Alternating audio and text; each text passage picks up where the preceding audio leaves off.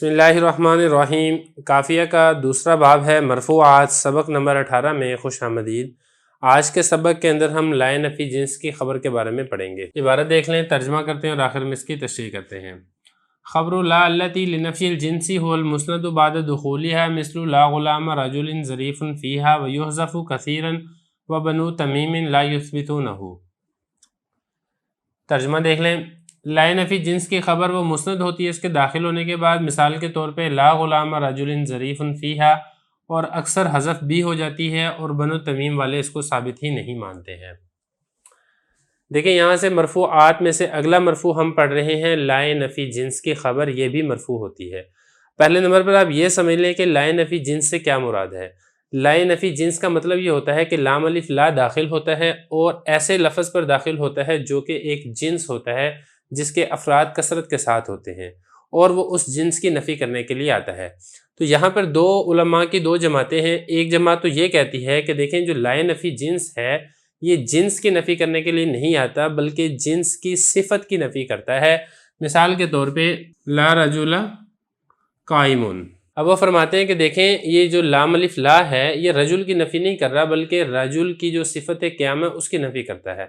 لیکن جو علماء کی دوسری جماعت ہے وہ یہ فرماتے ہیں کہ جو لا نفی جنس ہے جس طریقے سے جنس کی صفت کی نفی کے لیے استعمال ہوتا ہے بالکل اسی طرح یہ خود جنس کی نفی کے لیے بھی استعمال ہوتا ہے۔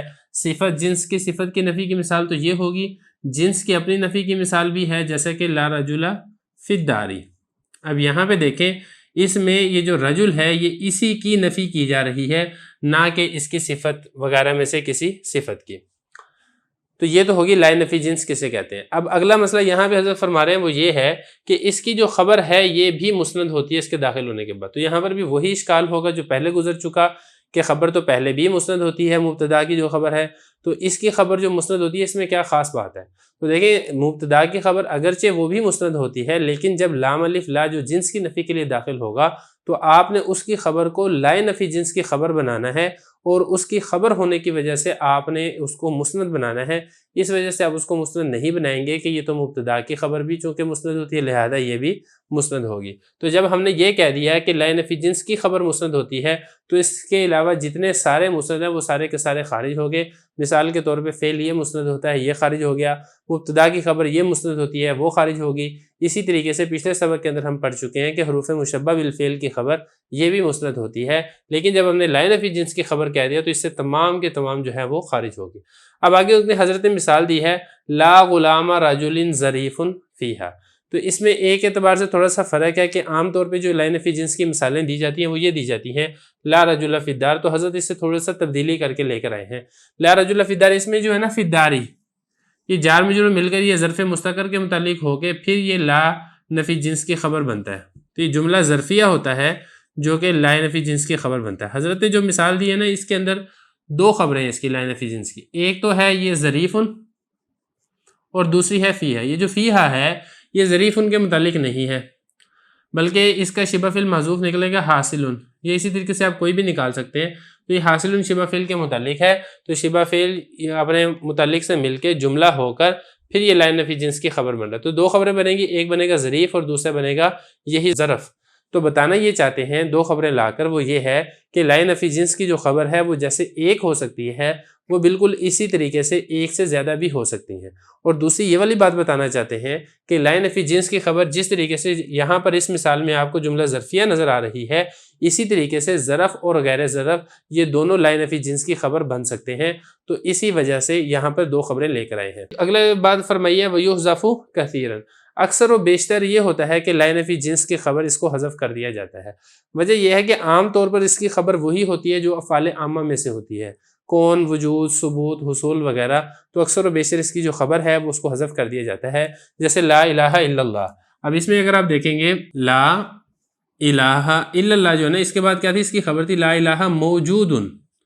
اب یہ دیکھیں وجود افعال عامہ میں سے موجود شبہ فعل ہم نے نکالا تھا تو اس لیے ہم نے اس کو حذف کر دیا اور ہم اس کو کہہ دیتے ہیں لا الہ الا اللہ۔ یہ اسی طریقے سے لا سیف الا ذو الفقار، اب وہاں پہ بھی ایسے ہی ہے لا سیف موجود الا ذو الفقار۔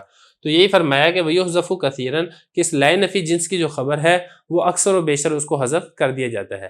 اب اس کے بعد آگے جو ہے ایک قبیلہ بنو تمیم ہے، اس کا اختلاف ذکر کر رہے ہیں کہ قبیلہ بنو تمیم والے لا یثبتونہ اس کو بالکل ثابت ہی نہیں مانتے ہیں۔ اب لا یثبتونہ اس کا کیا مطلب ہے؟ شارحین نے اس کے دو مطلب بیان کیے ہیں۔ ایک مطلب تو شارحین نے یہ بیان کیا ہے کہ قبیلہ بنو تمیم والے لائے نفی جنس کی خبر کے تو قائل ہیں لیکن اس کو لفظوں میں ذکر کرنے کے قائل نہیں ہیں۔